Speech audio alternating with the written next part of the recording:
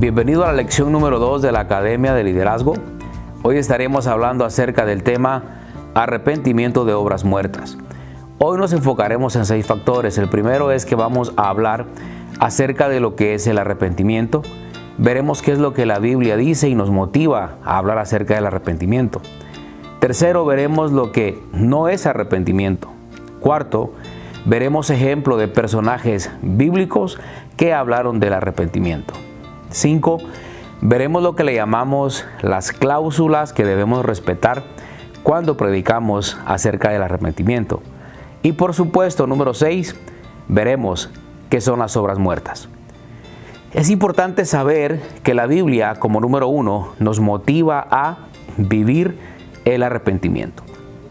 Una de las cosas a destacar en la palabra de Dios, o lo que la palabra de Dios tiene que decirnos, es básicamente a que nuestro arrepentimiento debe de ser algo genuino. Usted lo puede encontrar desde el Génesis hasta el Apocalipsis.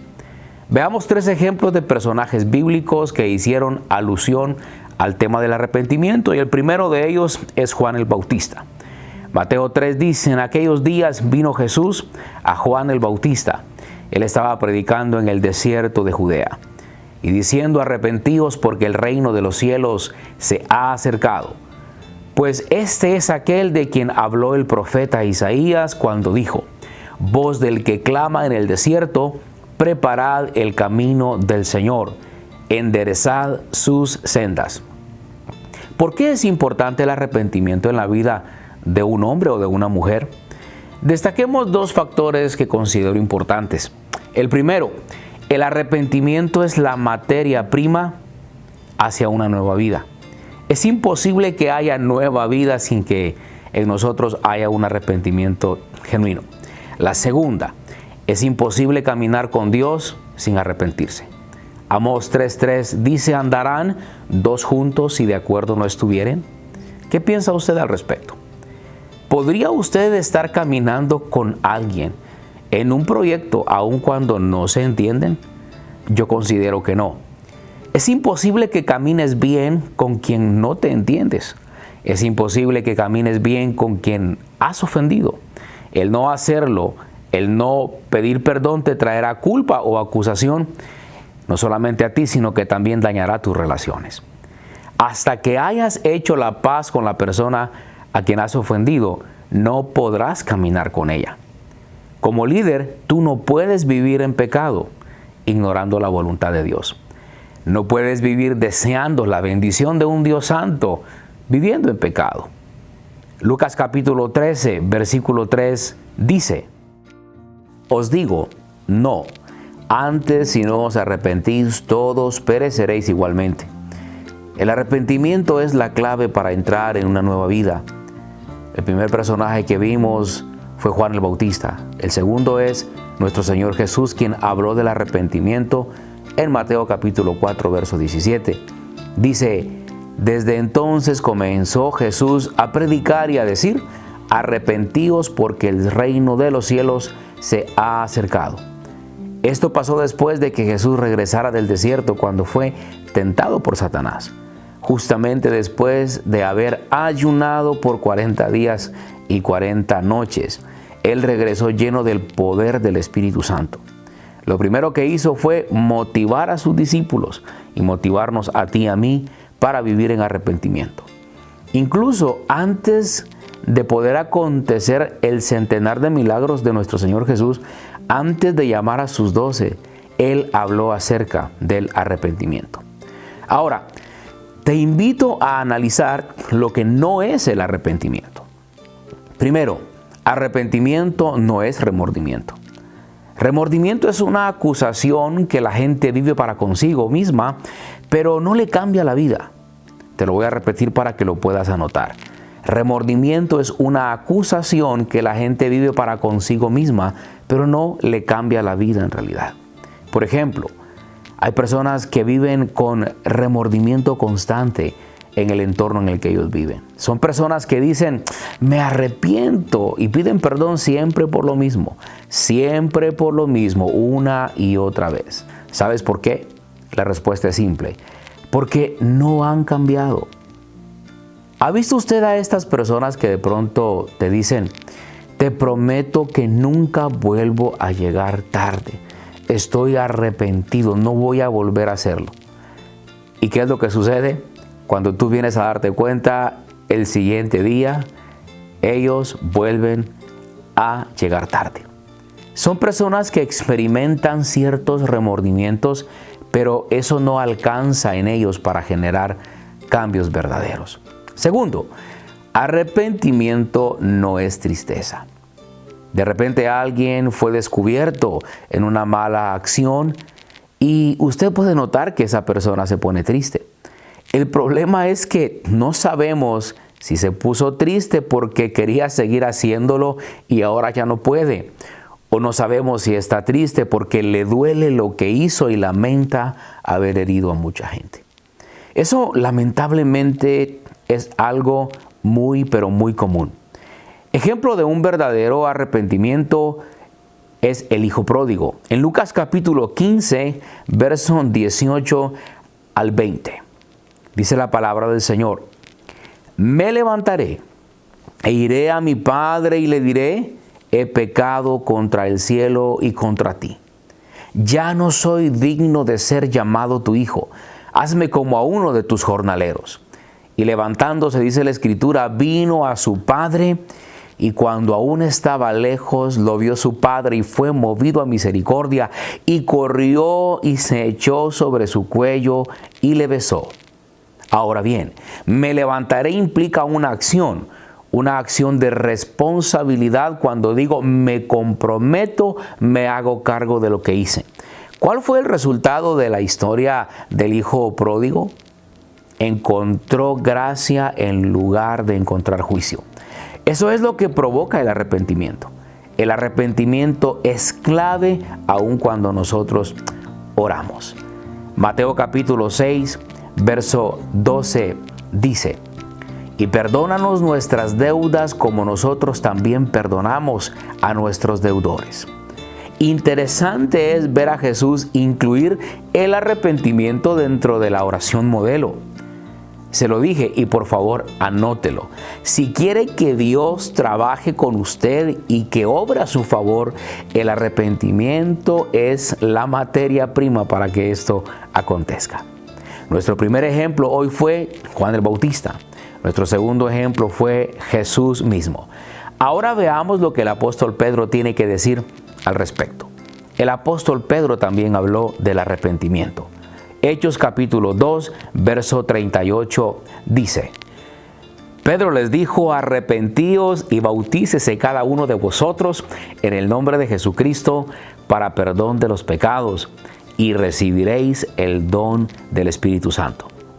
Primero, escuche usted lo que le voy a decir. Usted y yo fuimos llamados a predicar del arrepentimiento.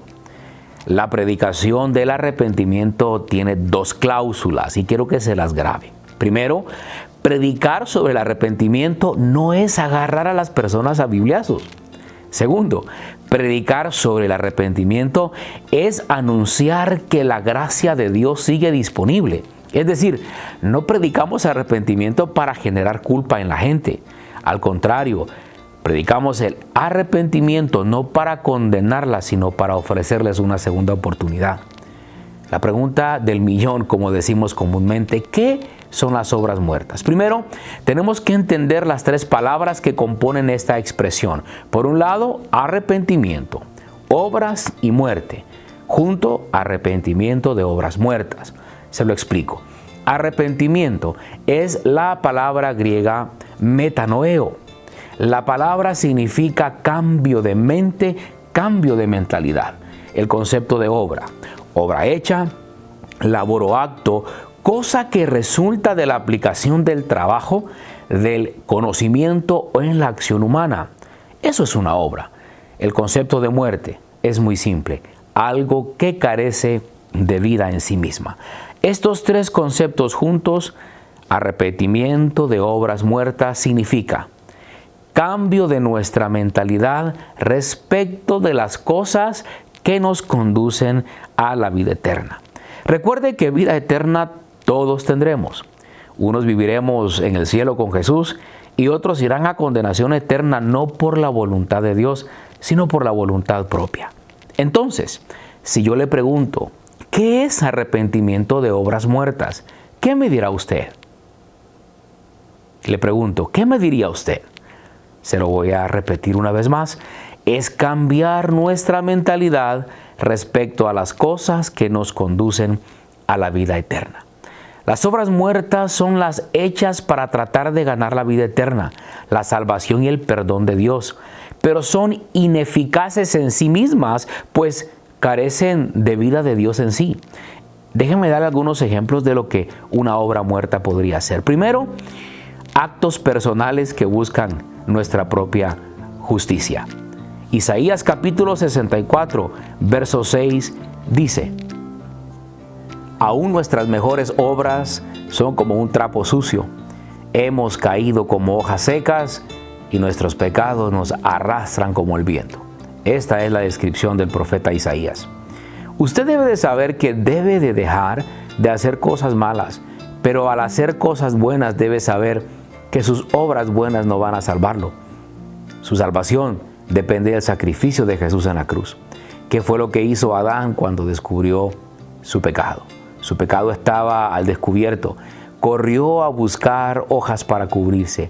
Ese es un buen ejemplo de una obra muerta. ¿Qué hace el hombre el día de hoy? Es simple. Muchos buscan las iglesias solo para apagar el dolor de una conciencia sucia, pero eso no salva a nadie.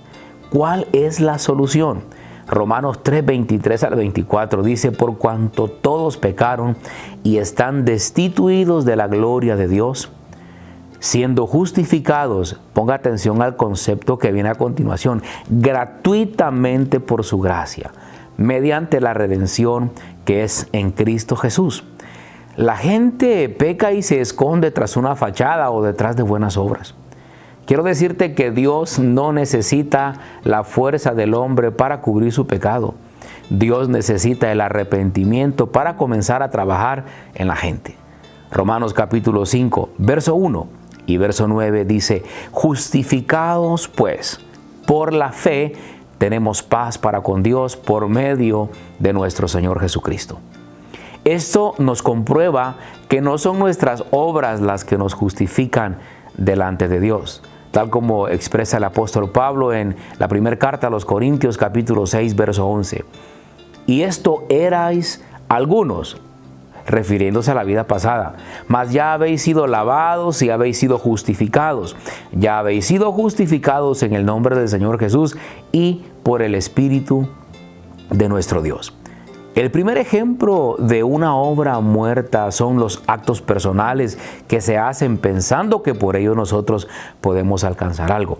El segundo ejemplo del que quiero hablarte hoy en relación a las obras muertas son los actos de caridad para tratar de ganar la salvación. Es decir, intentar comprar la salvación. El mejor ejemplo es Cornelio, el centurión romano. En Hechos capítulo 10, verso 1 al 6, dice: había en Cesarea un hombre llamado Cornelio, centurión de la compañía llamada la Italiana, piadoso y temeroso de Dios con toda su casa, y que hacía muchas limosnas al pueblo y oraba a Dios siempre.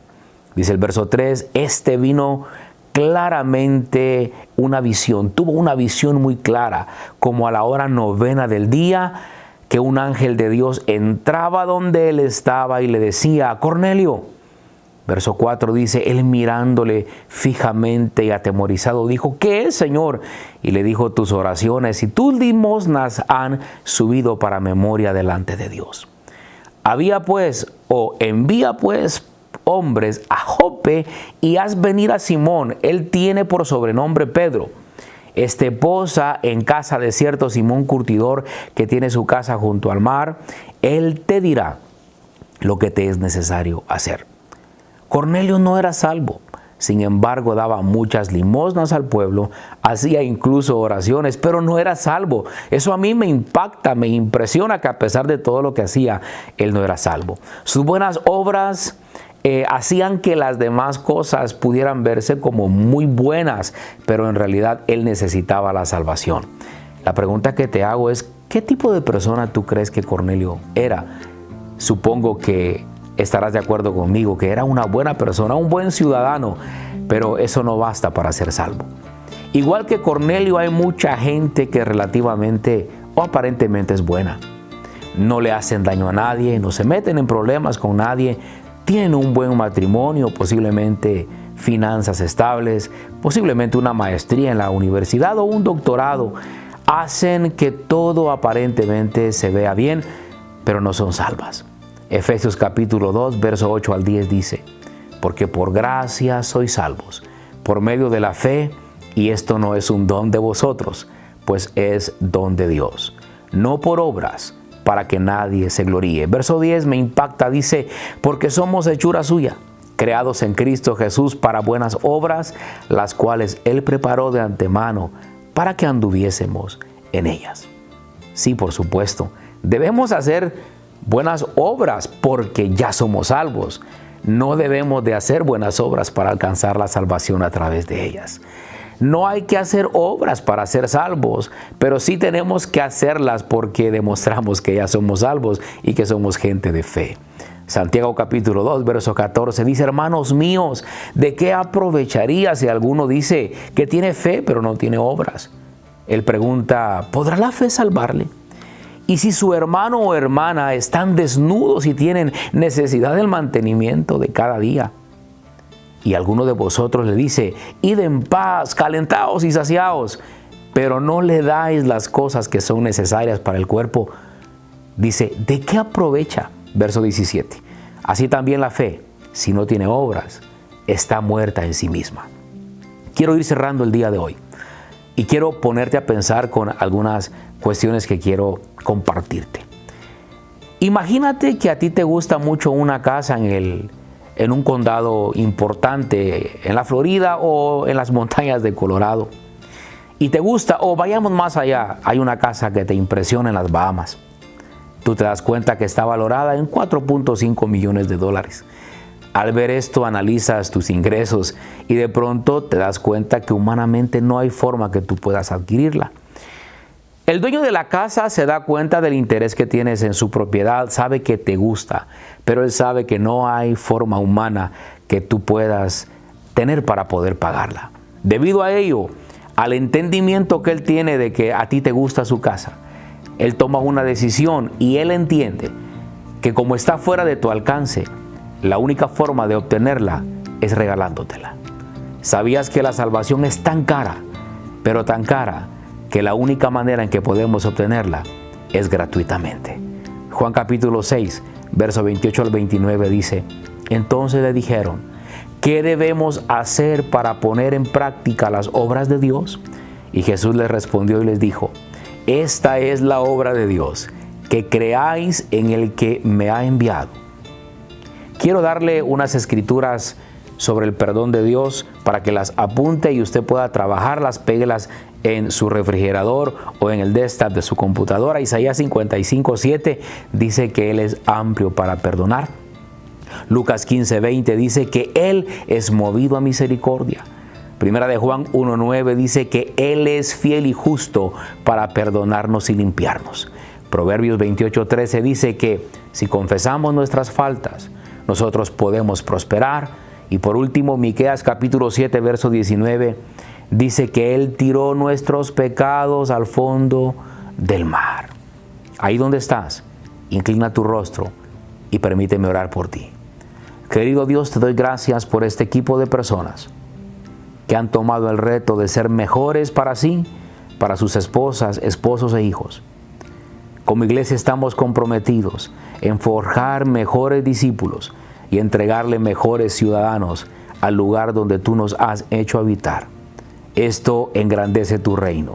Pero por favor, Señor, ayúdanos a ser personas que caminemos en arrepentimiento diario, continuo, entendiendo que es nuestra representación, es nuestra carta de presentación ante el mundo.